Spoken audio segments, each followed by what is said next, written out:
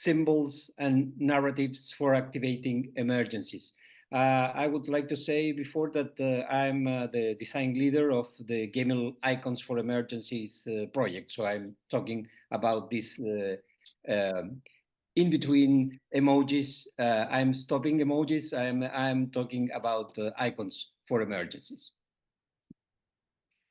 Well, as I said before, I'm an information designer. I'm an associate professor at UC Chile, design leader in the guemil Icons for Emergencies project, and a researcher in the National Center for Could you please? Disaster Management. Sorry? Sorry, all good. Okay, thank you.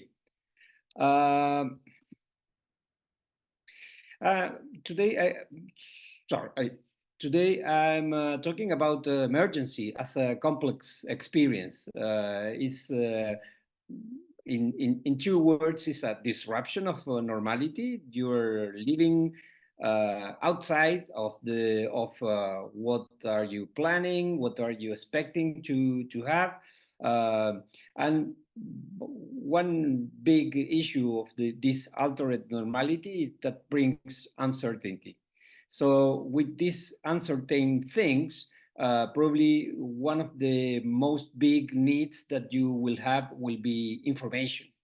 And if you don't find information, probably, or if you have limited access to information, probably everything is going bad.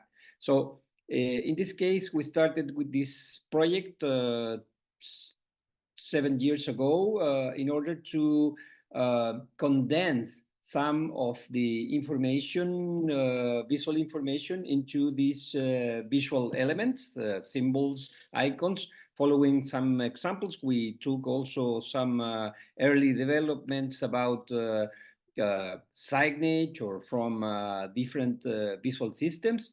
But we have discovered also that visual information for emergency is a topic, is an open field to develop. So we started to go into the disciplines. One of these disciplines is risk management, and here there is now from 20 or 15 years ago a change of paradigm.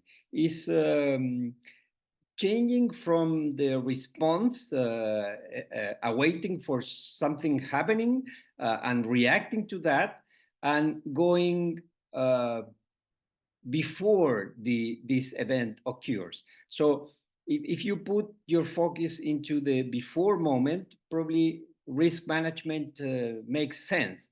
How you can anticipate the risks, how could you identify the eventual hazards or problems that you can have, and then you can take these information elements to allow anticipation and generate clear, understandable, and actionable messages. So this was a kind of change of paradigm, a moment that we started to realize that probably it's not a matter of designing for emergency, for the moment of emergency. It's more like designing for the moment before the emergency. And in the case of visual information, the elements are not probably planned for that, but you can find visual information that can be integrated into this conceptual model before, during, and after. So as I said before, you can manage risks. For example, in this just moment, when everything is going normal, probably you can await or expect for some things that will happen today.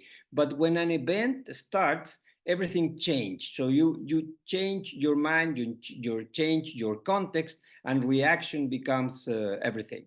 And then it comes this recovery phase when you never know when are you completely recovered. So when you start to see the different elements like visual symbols or signage for emergency, you will define that there are some specific elements designed for every moment. For example, for identifying hazards, for preparing for emergency scenario, for proceeding, for reacting, and after the event for assembling. So this is a big opportunity to integrate the experience and visual information to improve through symbols, through visual elements, through visual information, this discipline of risk management.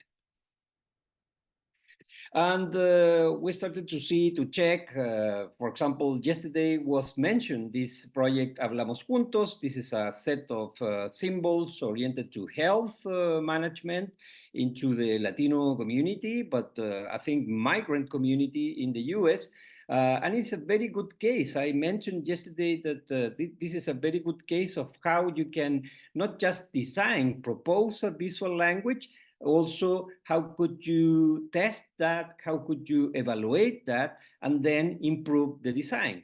In the case of Tokyo, for example, the capital city of Japan, they are preparing through these visual information elements for the big earthquake that at some moment will come to Tokyo. And in the case of Europe, the first aid kit was also a good project developed by Buro Bauer in Austria in order to bring visual information to migrant people that are coming from Central Asia or Middle East. We have discovered also that except, for example, for Hablamos Juntos or other specific systems, usually these visual elements are not measured. So this is another opportunity, how we can present, how we can develop new visual elements, new visual information, icons, symbols, or supports for deploy that visual information, but also testing that. And here is the project called GEMIL, Icons for Emergency. This is an open access, an open source initiative of symbols focused on making the discussion about managing emergencies in an accessible and inclusive way. So these are the symbols, but we started to ask ourselves, oh, probably we can also test that. We can evaluate if the people, the users, someone in the street or in their homes, etc., can figure out, can interpret, can make things with these different elements. So putting the symbols in the website is around 85 symbols available in multiple formats. It was just the first part of that.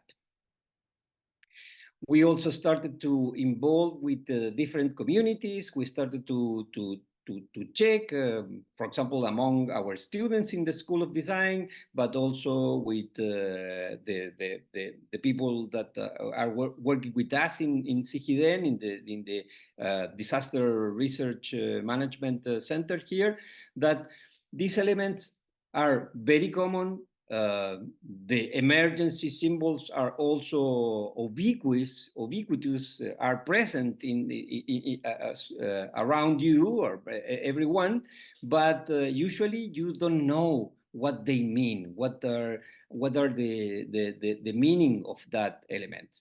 So we started to observe that contextual variables, for example, will vary interpretation, will change and generate different challenges in different communities, for example. If people are familiar with earthquake scenarios, for example, or if some rural community can be connected with the problems that will bring, for example, a wildfire, probably you need to go inside this community. You need to work with them in order to check if they are figuring out from these visual elements if the messages are delivering the right message, the right meaning. So we adopted different standards. We love, in a funny way, we call this categorization scale the Brugger-Frascara scale, because we adopted this 7 or 6 or 7 steps in order to check how you can evaluate every response. So this is a very brief explanation of the methodology of how we can measure meanings here. We have the icon at the left, then we collect at least 200 responses in a survey from people. I will ask you later for your collaboration in the survey that we are running now. Then we collect these responses and categorize, and we put a value on every response and every answer. This can be correct, to opposite, or incorrect, and then we define an indicator. Following also the ANSI or the ISO definitions, emergency symbols need to be at least 83% of, need to reach 83% of correct responses. So it's a tough task also, how you can get the right interpretation, the right meaning, the correct understanding of this symbol. So here you can see all the workflow that we are applying on everything. And we get a lot of open responses. Here is not weight. We have not the final index, but you can see for every icon, this tree map with the patterns of responses. Some of the icons can get into a clear pattern, but other symbols or icons will create different interpretations. So we have discovered also, and this is a cultural approach, that if you are familiar again with some emergency scenarios, you will get the meaning very fastly. But if you're not, you will try to guess, or you will try to interpret, and probably you will connect with your cultural way of interpret that. So it's very interesting also to see, to check how the people construct the interpretation of the different meanings. So here you can see, and you will see later, this QR code on the right corner down. Probably you can take your phone and then use the QR code to follow this testing survey. And we have discovered in these 8 years working on that, we can improve also the icons, but at some points we have discovered also that we are not improving anything at all.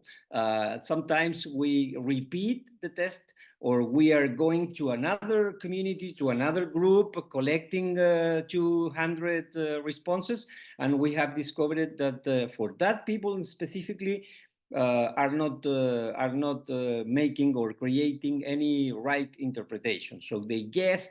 They sometimes try to define or explore meanings. So it's a very interesting thing also how people create some interpretations. And of course, as you can see here, some of the icons are improved, simplifying, creating specific elements. For example, I can tell you with more time later or in another conversation, very interesting stories about how people can put the attention on one in a very specific element to create interpretation sometimes. In 8 years, we have get 40,000 and something total responses from these countries in the world. Here, I intentionally have shift the map, showing the south in the upper part, and you can see that, of course, Latin American countries or American countries are very good collaborators. Asia, also New Zealand, Japan, China are always connected with different colleagues and groups. Of course, I can identify and I can confess that we get some bias because a majority of our responses are coming from design students, so people that can probably have a visual culture. With some specific symbols, which we're trying to create also a testing context for that. And of course, in Europe, and I would like to thank also, as Daniel mentioned in his presentation, that we have very good collaborations from Italy, Spain, Germany, the Netherlands, the UK, and Finland.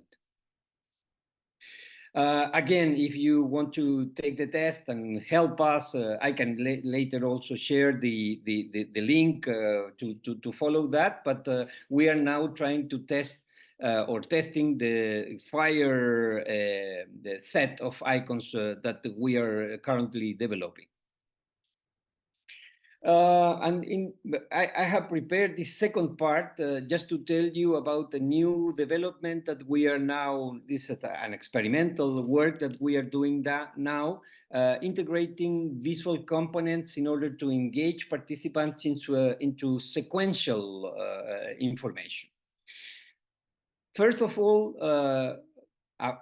after developing icons and testing them, we started to work with communities. I mentioned that. So we have discovered also this powerful tool that is very natural for us as designers, doing workshops, giving or bringing the creativity into the table in a difficult, in a problematic topic that is emergency. It's not a matter of just tell me your experience. Probably this can sometimes create some problems. So we have discovered that these creative workshops are an opportunity to activate the participation. And as we have discussed in the sessions yesterday, we have discovered that for the icons specifically, it's more important the inclusivity, the inclusion, rather than universality. So probably you can hack the symbols, you can create your own, and probably this is a provocation for people that is more in the side of standards, but it's an opportunity to create for people their own interpretations. So this is not just a matter of putting the icons on the table. People work and they become really enthusiastic around the different parts of the world in these collective discussions on hazard scenarios where the icons are just the activators, are just the elements that are creating this possibility to discuss and collaborate in developing this concept and strategies. Of course, as Daniel mentioned before, we have collaborated with different initiatives. One of them, and we are very happy, very proud to work with OpenMoji in the version 14. I know that they are now in the version 15, so probably we will need to update very soon. And during COVID, we have co-translated these elements, we call it info kits at the right of the screen. And we call different communities to translate the textual part of these panels of information, and we're not hegemonic languages, not just a matter of translate to French or English. We translated to Totonaco in Mexico, Guarani in Paraguay, Mapudungun in the South American cone, Quechua in Peru and Bolivia, Hindi in India, thanks Mandarane, because we create some connections putting these elements, very basic or elementary elements, and the community started to translate the text. So emergent scenarios are bringing always challenges for visual communication. So we discovered that probably using WhatsApp, stickers in WhatsApp we can create our own elements, or being creative, creating these elements, mixing text and icons. So after the InfoGit, we started to work with COVID, heat waves, vertical evacuation, and fire. And this is the work of different students that put on a personal project this creativity in order to create and experiment with new supports using elements such as icons and text. We have to explore animated sequences. We call these micro animations, where we combine symbols and text and this sequential idea in order to integrate the visual messages and use, of course, different media.